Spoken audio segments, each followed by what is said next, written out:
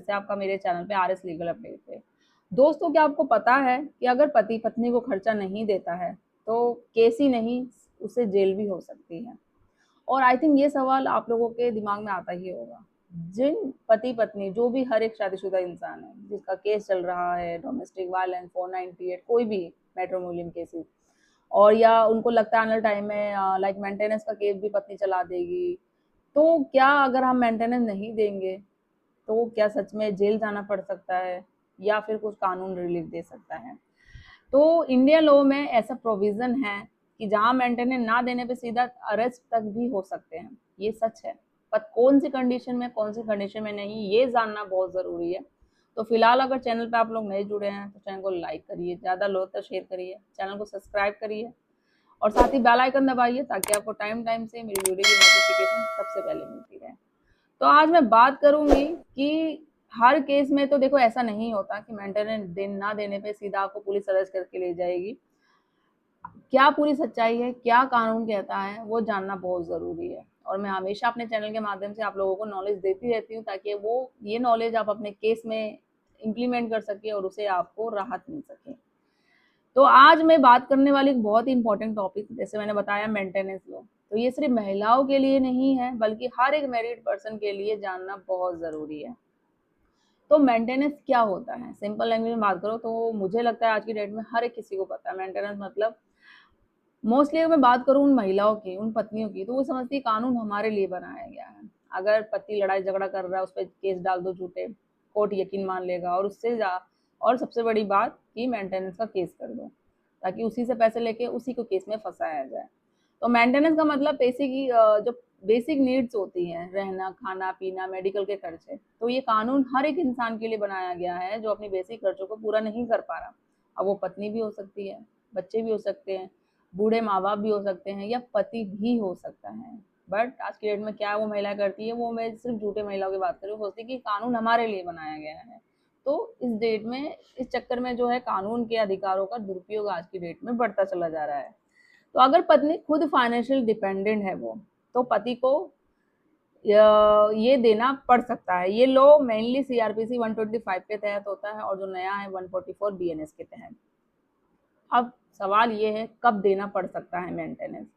तो हर केस में मेंटेनेंस देना पड़ता है, ऐसा ज़रूरी नहीं है। ठीक है, कोर्ट क्या देखता है कि क्या पति की जॉब है, उसकी सैलरी क्या है, उसकी लाइबिलिटी, उसके खर्चे, और दूसरी तरफ पत्नी ये जॉब कर रही है नहीं कर रही है, या वो पढ़ी लिखी है या उसने जानबूझ के जॉब छोड़ दी है, या जॉब नहीं भी छोड़ दी तो पढ़ी लिखी तो है, वो जॉब करके अपने खर्चों को पूरा कर सकती है। ये सारी चीज़ें भी देखेगा।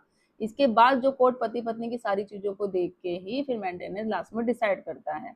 तो अगर पत्नी ज़्यादा अर्निंग नहीं करती तो चांस ज़्यादा होते हैं मेंटेनेंस दिया जाए, पति को देना पड़ता है। अब कब नहीं देना पड़ता है ये भी जानना बहुत ज़रूरी है। तो कुछ केसों में क्या होता है, पति को मेंटेनेंस नहीं देना पड़ता, और वो कौन सी सिचुएशन होती है, वो होती है अगर पत्नी खुद कमाती है, अगर वो बिना रीज़न घर छोड़ के चली गई है, रीज़न वो बता रही है कि भाई इन्होंने मुझे धक्के मार के निकाल दिया या मेरे साथ ये घरेलू हिंसा कर रहे थे, सबूत के नाम पे अगर कोर्ट ने पूछा सबूत क्या है दिखाओ, तो कुछ नहीं है, या कोई ठोस कारण नहीं है कि भाई मैं अब आ गई, मुझे वापस नहीं जाना, वहां पे क्यों नहीं जाना, वो एक ऐसा रीजन नहीं बता रही, ठोस कारण, और वो कोर्ट को सबूत भी नहीं दे पा रही, साबित कर ही नहीं पा रही है, तो ऐसी सिचुएशन में भी मेंटेनेंस नहीं देना पड़ता है। और अगर मिसकंडक्ट प्रूव हो जाए, साथ ही अगर उसने जो भी झूठे केसेस किया है वो लास्ट में जाके प्रूव हो जाता है, ये सिर्फ पैसे लेने के लिए या बदला लेने की भावना में, सबक सिखाने के लिए केस किया गया था, सारे झूठे इल्ज़ाम थे, तो फिर मेंटेनेंस देने की ज़रूरत नहीं पड़ेगी। तो ऐसे में कोर्ट मेंटेनेंस डिनाई कर देगा पूरी तरीके से। अब नेक्स्ट क्वेश्चन है, मेंटेनेंस ना देने पर क्या होता है। बहुत तरह के पति होते ही बोलते हैं कि एक तो लाइक मैं मेंटेनेंस दूंगा ही नहीं, चाहे कुछ भी कर लो, इस टाइप के एक पति होता है पहले। और दूसरा, अब वो ये बोलते हैं कि मैं दूं क्यों, जब उसने ऑलरेडी मेरे पास सारे झूठे केसेस कर रखी है, ऑलरेडी पैसे मांग रही है, मैं नहीं दूंगा, जाओ जो कोर्ट को करना है कर लो।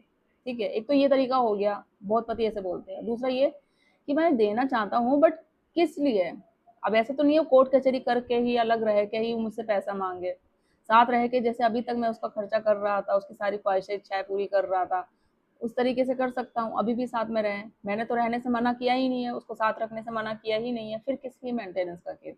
तो बहुत तरीके होते हैं, कानूनी होते हैं, जो लीगल तरीके, जो आपको कानून के दायरे में रह के करनी पड़ती है। आप सिर्फ अपना वे ऑफ टॉकिंग बड़े गुस्से में बोल दोगे, गलत तरीके से बोल दोगे, जज के सामने कोर्ट में खड़े होगे कि भाई मैं नहीं दूंगा, जाओ जो करना है कर लो, तो वो एक तरीका भी गलत होता है। वो नेगेटिव इम्पैक्ट आपके केस पे ही जाएगा और आपका केस है जो कमजोर पड़ेगा पूरी तरीके से। तो अब सबसे इम्पोर्टेंट पार्ट क्या है, अगर कोर्ट ऑर्डर के बाद भी पति मेंटेनेंस नहीं देता, इग्नोर कर देते हैं ना कि भाई हो गया सो हो गया। एक तो पहली बात, पत्नी ने केस लगाया, झूठे आरोप लगाए, फिर मेंटेनेंस की डिमांड कर रही है। पति क्या करेगा, जाओ उसको जो केस करना है कर लो, मैं तो कोर्ट में जाऊंगा ही नहीं।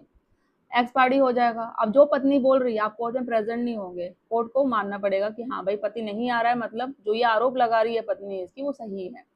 और मेंटेनेंस भी डिमांड करेगी तो मेंटेनेंस भी ऑर्डर हो जाएगा, फिर आपको मेंटेनेंस देना पड़ेगा। जब आपको पता चलेगा भाई इतना मेंटेनेंस ऑर्डर पास आ गया, मैं तो दे ही नहीं सकता हूँ, फिर आप 2-3 महीने के बाद जाओगे। अब उसके लिए फाइट करते रहो, कम करवाओ या मैं नहीं दे सकता। तो सबसे मोस्ट इम्पोर्टेंट है, आप कोर्ट को ऑर्डर को डिनाई नहीं करना है। जो भी है हर एक डेट पे आप प्रेजेंट रहो, अपनी चीजें बताओ, फाइट करो, लड़ो, तो जब भी आपको रिलीफ होगा। नहीं तो केस आपका कमजोरी होगा और लास्ट में बोलोगे कोर्ट ने क्या कर दिया। तो कोर्ट की गलती नहीं, आपकी ही गलती होती है ऐसे में।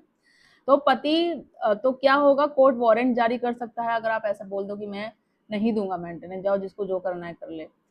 सैलरी अटैच भी हो सकती है और जेल भी हो सकती है फिर ऐसी सिचुएशन में। और ध्यान क्या रखना है, ये तब होता है जब कोर्ट ऑर्डर को इग्नोर किया जाए, जब होता है ये सिचुएशन में। अब वाइफ क्या कर सकती है, नेक्स्ट क्वेश्चन ये है, अगर पति मेंटेनेंस नहीं दे रहा है तो पत्नी के पास क्या राइट है। उन पत्नियों के लिए जिनके साथ सच में पति क्रूरटी करता है, उसकी बेसिक, वो पढ़ी लिखी नहीं है बेचारी, या पढ़ी लिखी है वो अपनी जरूरतों को भी पूरा नहीं कर पा रही है, तो क्या करे, वो कैसे ऑप्शन करे। तो कोर्ट में एप्लीकेशन फाइल करे, एग्जीक्यूशन पिटिशन लगाए, पुलिस की भी हेल्प ले सकती है कुछ केसेस में, और कोर्ट है जो फिर इस पर स्ट्रिक्ट एक्शन ले सकता है पति के खिलाफ। तो हर केस अलग होता है, सेम नहीं होता। कोर्ट है फैक्ट और एविडेंस को देख के ही फैसला डिसाइड करता है। इसलिए कोई भी कदम उठाने से पहले प्रॉपर लीगल एडवाइस जरूर ले आप, तो ये सबसे बेस्ट रहेगा आपके लिए। तो अब आपको क्लियर हो गया होगा मेंटेनेंस लॉ कितना पावरफुल है। ये सिर्फ पनिशमेंट नहीं बल्कि सपोर्ट मिलता है उस स्पाउस को जो पूरी तरीके से अपने पार्टनर पर डिपेंड होता है, लेकिन मिसयूज भी पॉसिबल नहीं है इसमें चाहो तो इसलिए अवेयरनेस बहुत ज़रूरी है। तो आशा करूंगी इस वीडियो में आपको जो भी सारे सवालों के जो डाउट होते हैं, कन्फ्यूजन होते हैं, वो मिल गए होंगे। कुछ चीज़ें रह गई होंगी तो कमेंट में करके पूछ सकते हैं या कॉल पे भी बात कर सकते हैं प्रॉपर लीगल एडवाइस लेके। तो ज़्यादा लोग तक शेयर करिए, सब्सक्राइब करिए। जल्दी मिलती हूँ मैं कैसे इन्फॉर्मेटिव वीडियो के साथ, तब तक के लिए थैंक